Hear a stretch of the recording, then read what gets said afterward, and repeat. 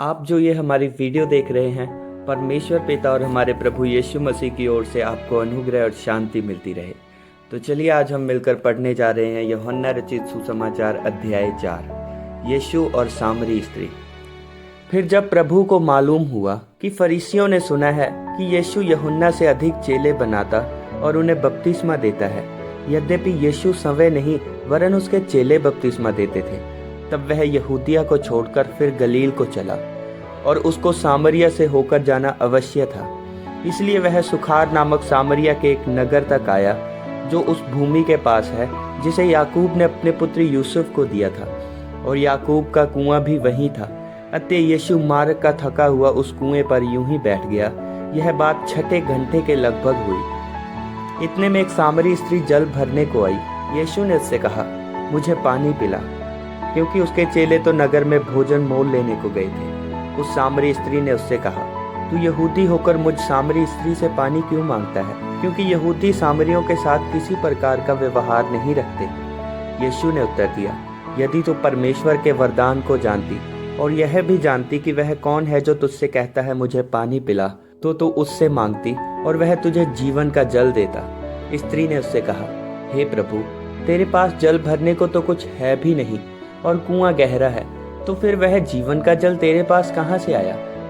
क्या तू हमारे पिता याकूब से बड़ा है, जिसने हमें यह कुआं दिया और आप ही अपनी संतान और अपने पशुओं समेत इसमें से पिया? यीशु ने उसको उत्तर दिया, जो कोई यह जल पिएगा वह फिर प्यासा होगा, परंतु जो कोई उस जल में से पिएगा जो मैं उसे दूंगा, वह फिर अनंत काल तक प्यासा न होगा, वरन जो जल मैं उसे दूंगा वह उसमें एक सोता बन जाएगा जो अनंत जीवन के लिए उमड़ता रहेगा। स्त्री ने उससे कहा, हे प्रभु, वह जल मुझे दे, ताकि मैं प्यासी न हूँ और न जल भरने को इतनी दूर आऊं। यीशु ने उससे कहा, जा अपने पति को यहाँ बुला ला।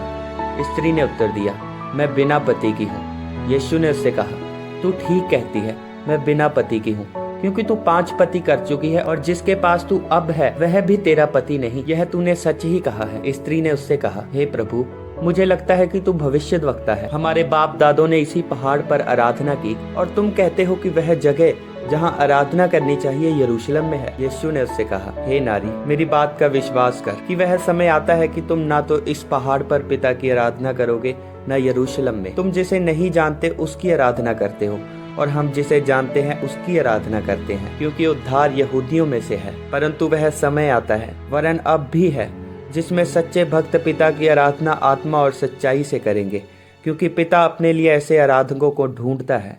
परमेश्वर आत्मा है और अवश्य है कि उसकी आराधना करने वाले आत्मा और सच्चाई से आराधना करें। स्त्री ने उससे कहा, मैं जानती हूँ कि मसीह जो ख्रिस्त कहलाता है आने वाला है। जब वह आएगा तो हमें सब बातें बता देगा। यीशु ने उससे कहा, मैं जो तुझसे बोल रहा हूँ वही हूँ। इतने में उसके चेले आ गए और अचंबा करने लगे कि वह स्त्री से बातें कर रहा है। तो भी किसी ने ना पूछा, तू क्या चाहता है या किस लिए उससे बातें करता है। तब स्त्री अपना घड़ा छोड़कर नगर में चली गई और लोगों से कहने लगी, आओ एक मनुष्य को देखो जिसने सब कुछ जो मैंने किया मुझे बता दिया। कहीं यही तो मसीह नहीं है? अतः वे नगर से निकलकर उसके पास आने लगे।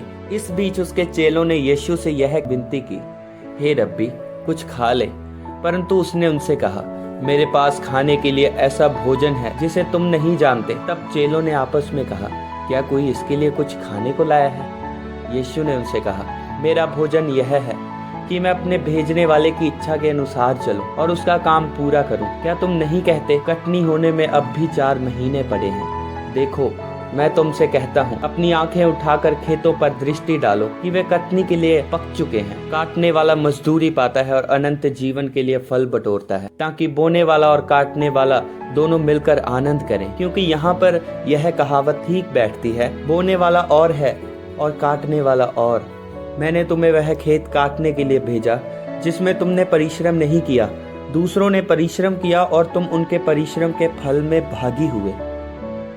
उस नगर के बहुत से सामरियों ने उस स्त्री के कहने से यीशु पर विश्वास किया, क्योंकि उसने यह गवाही दी थी, उसने सब कुछ जो मैंने किया है मुझे बता दिया। इसलिए जब ये सामरी उसके पास आए तो उससे विनती करने लगे कि हमारे यहाँ रह। अतः वह वहाँ 2 दिन तक रहा। उसके वचन के कारण और भी बहुत से लोगों ने विश्वास किया और उस स्त्री से कहा, अब हम तेरे कहने ही से विश्वास नहीं करते, क्योंकि हमने आप ही सुन लिया और जानते हैं कि यही सचमुच में जगत का उद्धार करता है। फिर उन 2 दिनों के बाद वह वहां से निकलकर गलील को गया, क्योंकि यीशु ने आप ही साक्षी दी कि भविष्यद्वक्ता अपने देश में आदर नहीं पाता। जब वह गलील में आया तो गलीली आनंद के साथ उससे मिले, क्योंकि जितने काम उसने यरूशलेम में पर्व के समय किए थे उन्होंने उन सबको देखा था, क्योंकि वे भी पर्व में गए थे। तब वह फिर गलील के काना में आया, जहां उसने पानी को दाखरस बनाया था। वहां राजा का एक कर्मचारी था जिसका पुत्र कफरनहूम में बीमार था। वह यह सुनकर कि यीशु यहूदिया से गलील में आ गया है, उसके पास गया और उससे विनती करने लगा कि चलकर मेरे पुत्र को चंगा कर दे, क्योंकि वह मरने पर था। यीशु ने उससे कहा, जब तक तुम चिन्ह और अद्भुत काम ना देखोगे तब तक कदापि विश्वास ना करोगे। राजा के कर्मचारी ने उससे कहा, हे प्रभु, मेरे बालक की मृत्यु होने से पहले चल। यीशु ने उससे कहा, जा, तेरा पुत्र जीवित है।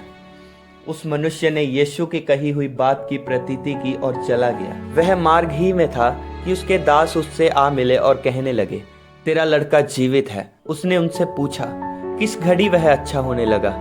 उन्होंने उससे कहा, कल 7वें घंटे में उसका जबर उतर गया। तब पिता जान गया कि यह उसी घड़ी हुआ जिस घड़ी यीशु ने उससे कहा, तेरा पुत्र जीवित है, और उसने और उसके सारे घराने ने विश्वास किया। यह दूसरा आश्चर्य कर्म था जो यीशु ने यहूदिया से गलील में आकर दिखाया। आमीन।